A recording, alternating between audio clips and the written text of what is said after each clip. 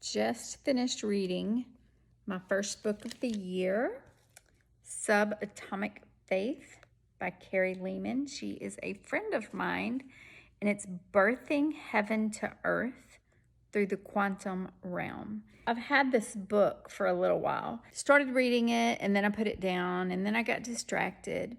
God had a plan regarding this book. On Christmas Day, my whole family woke up with the flu. It hit us really hard. So we were down for a couple of weeks at least with just tired, just exhausted. If you know me or my husband, we go. I'm not saying that's the thing to do, but that's what we do. So during that 2 weeks, I was given an opportunity to rest. I didn't like it. During that time, I picked this book back up. I'm like, oh yeah, that's why. That's why I'm reading this now. I sat in this chair a lot, took lots of naps, and I had a lot of thoughts. Some of the thoughts were about reset. How much do you have on your plate? But some of the thoughts were death thoughts. Death to a vision that God has given me and that I have been working toward for at least the last 2 years. And at one point, those thoughts of death to my vision were a lot louder than the other thoughts. And I was about ready to give up.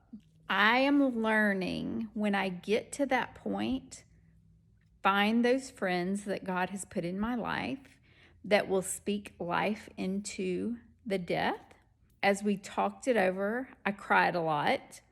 I was very vulnerable. I was very honest in that I didn't feel like I had any faith left in this vision. What it basically came down to was I was striving and I was working from a place of a wounded heart. And in this book, Carrie talks about the third realms and how we have to be working from that third realm where the power lies. The root of my stuckness was that I was trying to create a business for this vision out of security. Like, I didn't want to ask anyone to help me. I didn't, God has provided provision. If He asks me to do something and gives us this vision, He's already provided. I didn't want that. I didn't want to ask for anything. I didn't want to beg for anything, because in my past, asking for help, sometimes I had to beg. Sometimes I had to perform for the thing that I was asking for. And everything had to be earned and fought for. And I didn't trust anybody. And so He reminded me of that. Like, you have slipped back in, not that I've ever gotten out of it completely, but this trust, like you're going to do it all on your own because it's up to you. In that, you're not even trusting me. And that's a problem. He told me, I want you to lay this vision down that I've given you. Yes, it is the vision that I have for you, but I need you to lay it down. I need you to put it at my feet, and all I want you to do is rest. We're going to take this a day at a time. Every day you're going to do what I've asked you to do for this vision. That, guys, is so hard for me. I'm like, my mindset is, okay, God, you've given me this vision. Let's go. Let's do it. We'll have it done by next week. But He's also teaching me that patience is one of the tools that He uses.